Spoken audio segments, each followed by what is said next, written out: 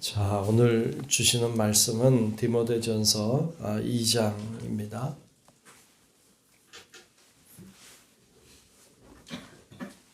디모데전서 2장 1절부터 15절 마지막 절까지 말씀 보겠습니다.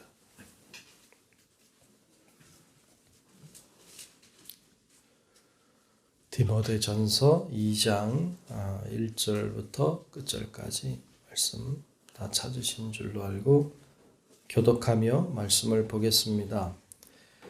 그러므로 내가 첫째로 권하노니 모든 사람을 위하여 간구와 기도와 도고와 감사를 하되 모든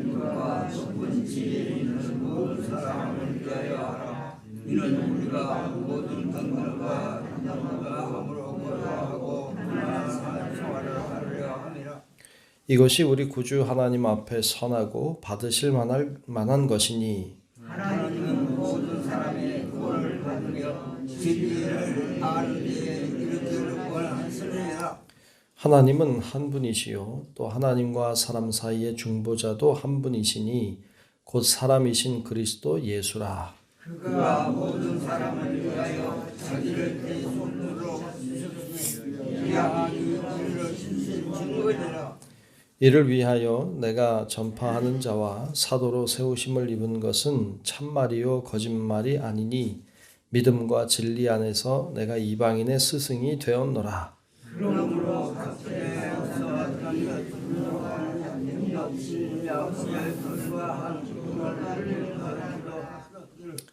또 이와 같이 여자들도 단정하게 옷을 입으며 소박함과 정절로서 자기를 단장하고 따은 머리와 금이나 진주나 값진 옷으로 하지 말고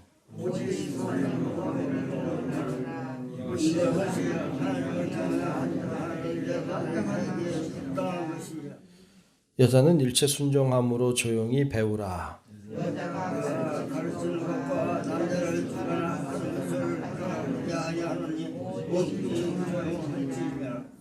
이는 아담이 먼저 지음을 받고 하와가 그 후며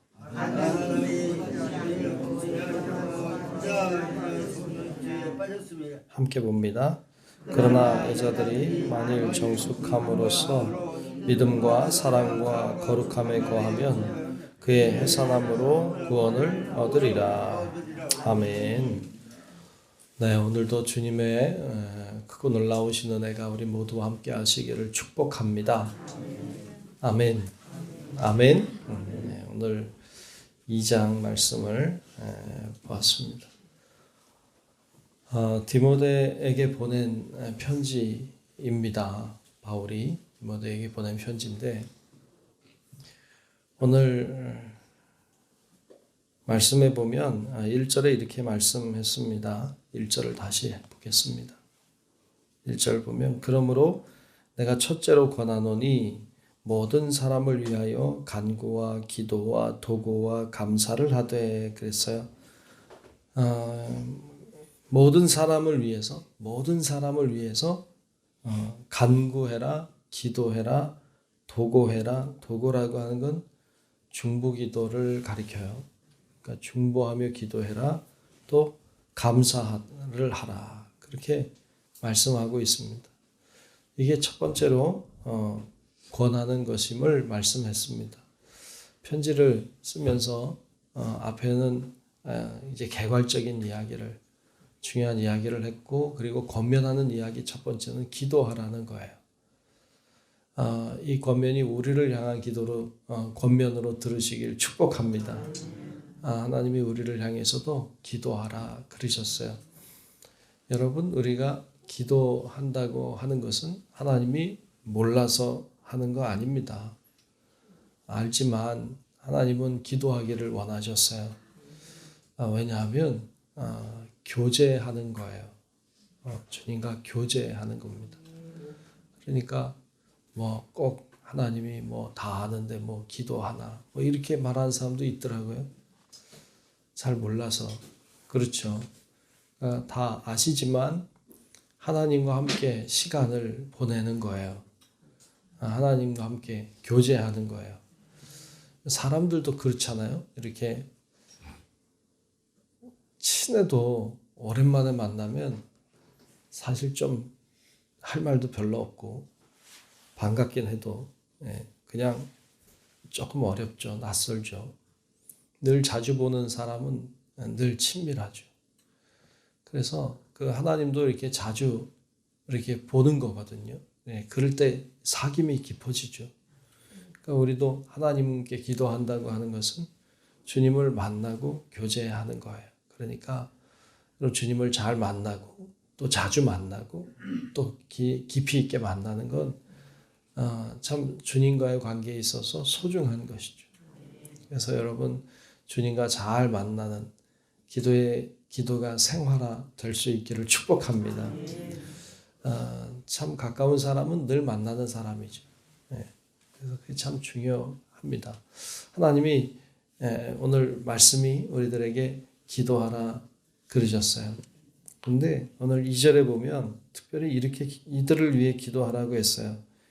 2절에 보면 임금들과 높은 지위에 있는 모든 사람을 위하여 하라. 이는 우리가 모든 경건과 단정함으로 고요하고 평안한 생활을 하려 함이라 그랬어요. 임금들 또 높은 지위에 있는 사람들을 위해 기도하라. 뭐 오늘날 임금은 없으니까 그러니까 정치하는 자들을 위해서 기도하라 이렇게 받으면 되겠죠. 오늘도 위생자들을 위해서 기도하시기를 축복합니다. 기도하라고 하셨어요. 근데 왜 사도 바울은 디모데에게 이들을 위해 기도하라고 했을까요? 그 이유를 이렇게 말했죠.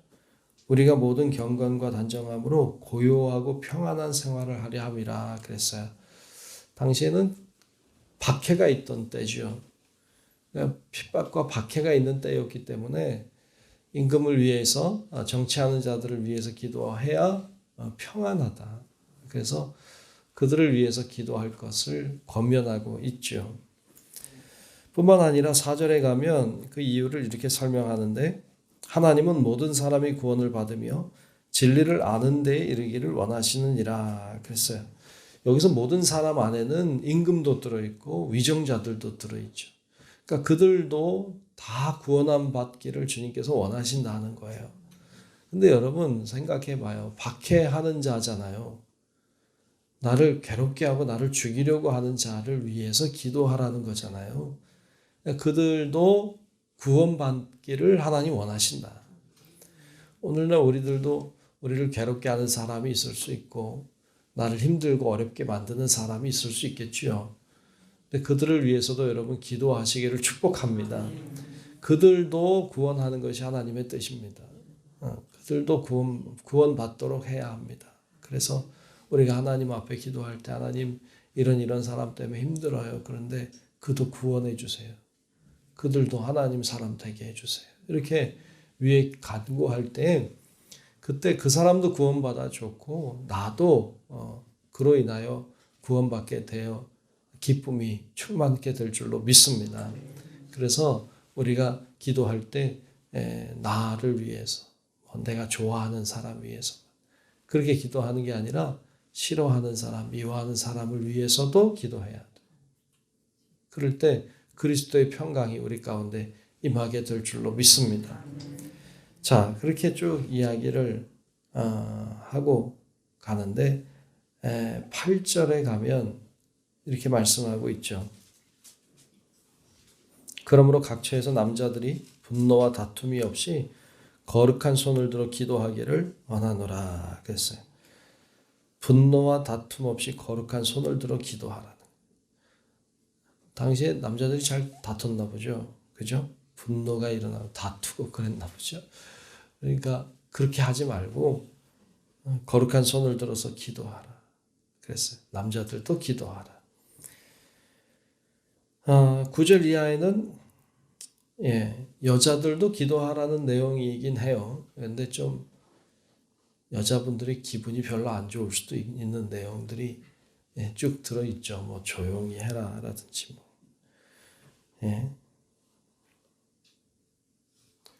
뭐 그런 약간 오늘날에 보면 좀 성차별적인 내용들이 꽉 들어있죠.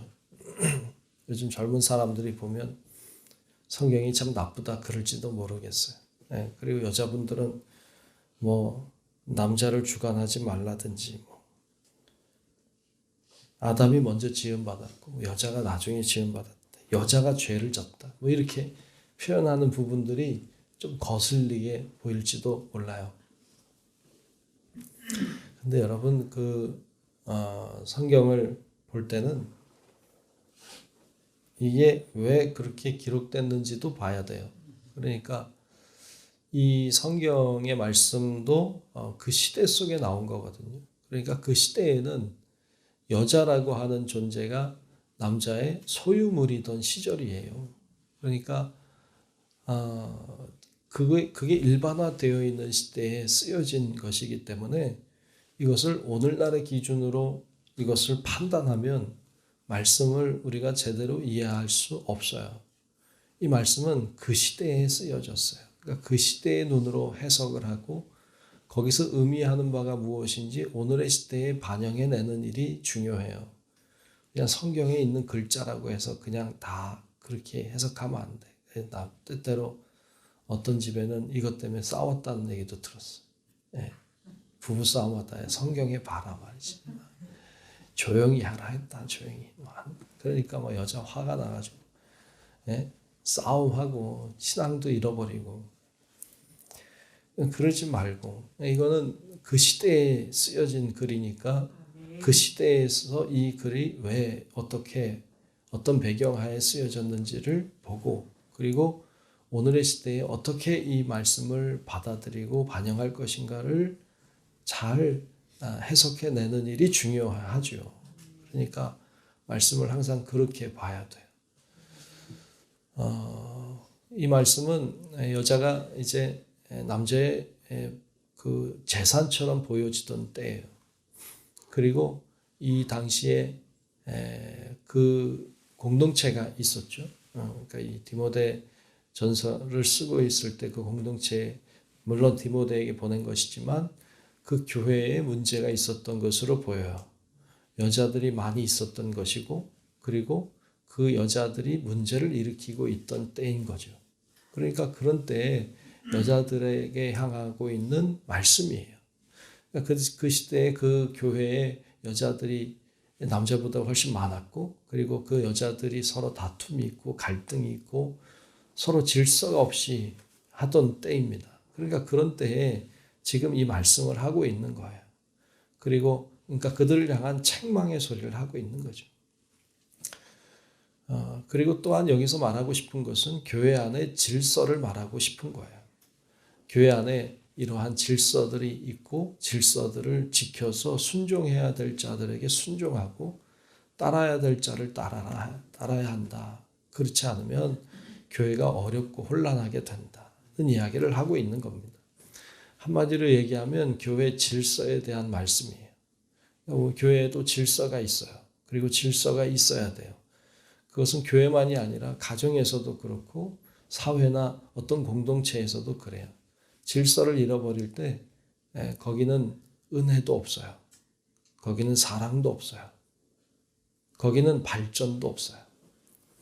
질서가 잘 잡힐 때 거기에 은혜도 있고 거기에 감사도 있고 거기에 사랑도 있는 거예요.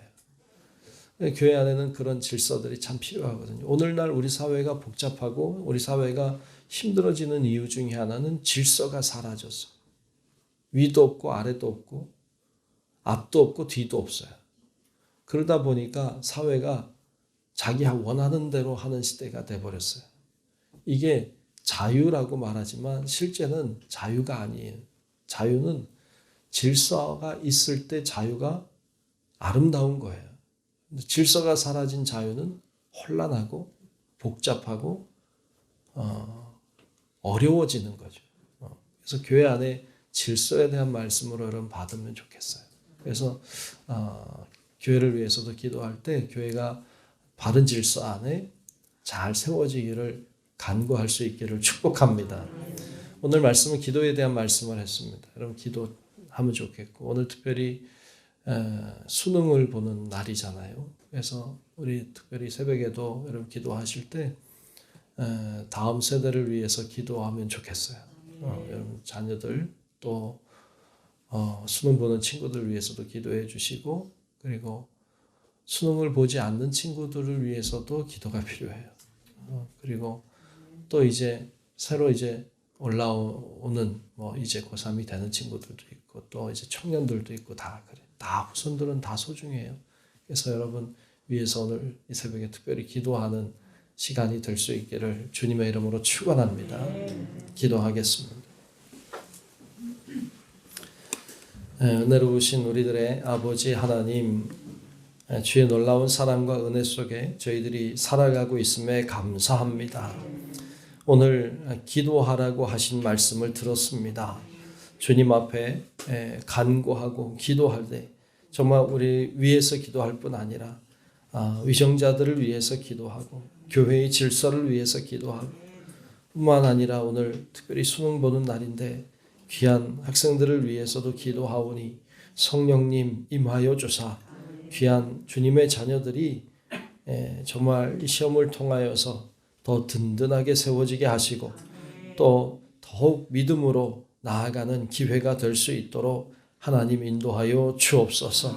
믿음의 자녀들의 길을 열어주사 하나님의 놀라운 은혜가 그들 가운데 함께하는 것을 보게 하시고 하나님이 정말 살아계신다.